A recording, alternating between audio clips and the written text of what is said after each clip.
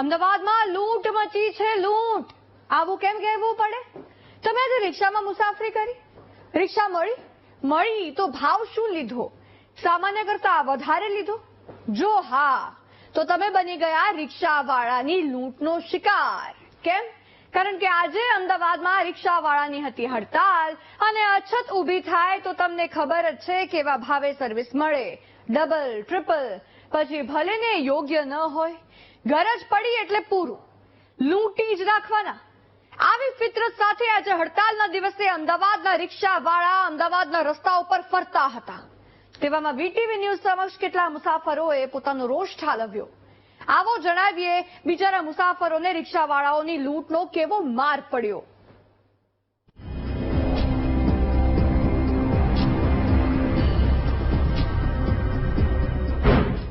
અમદાવાદીઓ લૂંટાઈ ગયા. ગરજ દેખાય એટલે ફાયદો તો ઉઠવાનો જ. અછત પડી એટલે ભાવ વધ્યા. હું અમદાવાદનો લાલચુ રિક્ષાવાળો. हमारा हक मांगते, हमारा हक मांगते. અર્થશાસ્ત્રમાં ડિમાન્ડ અને સપ્લાયનો સિદ્ધાંતો તમે ભણ્યા જ હશો. જ્યારે સપ્લાય ઘટે એટલે અછત સર્જાય અને ભાવ અને માંગ બંને વધે.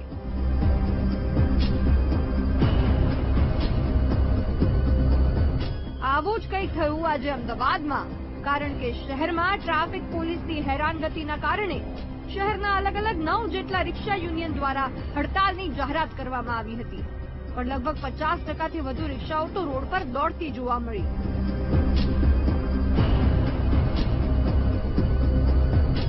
જ્યારે રિક્ષા યુનિયન દ્વારા railway station, ST bus stand, Gita Mandir, Gota જેવા વિસ્તારોમાં રિક્ષામાંથી પેસેન્જરને રોડ ઉપર જ ઉતારી દેવામાં આવ્યા. જોકે જે રિક્ષા ચાલકોએ હડતાલનું પાલન ન કર્યું એમને વીટીવી ન્યૂઝે કારણ પૂછ્યું તો સાંભળો શું કહ્યું. હું એસોસિએશન બધું છે ખરું બરાબર, પણ હવે કોઈ બી વ્યક્તિને ઘર ચલાવવાનું હોય, જેમ કે જવાબદાર વ્યક્તિ હોય એ પોતે કેવી રીતે, હવે હડતાલ વસ્તુ બરોબર છે કે ચલો અમારા જે બી લોકો બી હડતાલ કરે અમને કોઈ ખ્યાલ નહીં અને કીધું હોત તો અમે લોકો બી સહકાર સપોર્ટ આપીએ, પણ એનું કારણ એ કે હવે ઘરે બી આવી જાય કે હડતાલ કરીએ તો અમારા ઘરનું અમારા ઘર કઈ રીતે ચલાવવું. ચલો, ઘણા એવા રિક્ષા ચાલક હતા જેમને ઘર ચલાવવા હડતાલનું ઉલ્લંઘન કરીને રસ્તા પર પોતાની રિક્ષા દોડાવવી પડી. પણ કેટલાક એવા પણ રિક્ષાવાળાઓ હતા જેમણે બેફામ લૂંટ મચાવી. 2 બિલાડીના ઝઘડામાં વાંદરો બનીને ભાખરી ખાઈ ગયા. અર્થાત રિક્ષાની અછત હોય, મુસાફરોને વધુ ભાવમાં મુસાફરી કરાવતા જોવા મળ્યા અને મજબૂર મુસાફરો બિચારા લૂંટાઈ ગયા.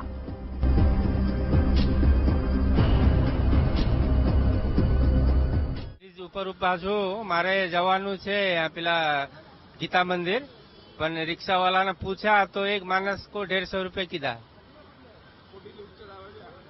તો મને તો ખોટી લૂંટ લાગા. લગભગ 20-30 150.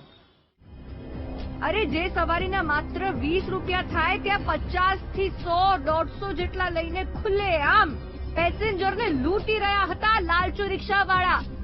મુસાફરોમાં ભારે રોષ છે. આ રિક્ષાવાળા ખુલ્લે આમ આડેધડ લૂંટ ચલાવે છે, માટે એના ઉપર કાનૂની કાર્યવાહી કરવી જોઈએ. અને આજે હડતાલ છે તો એ હડતાલ ભલે કરી પણ આ લૂંટ ચલાવે છે અંધેરી એ બંધ કરાવવી જોઈએ સરકારે, અને આના પગલા કાયદેસર લેવા જોઈએ.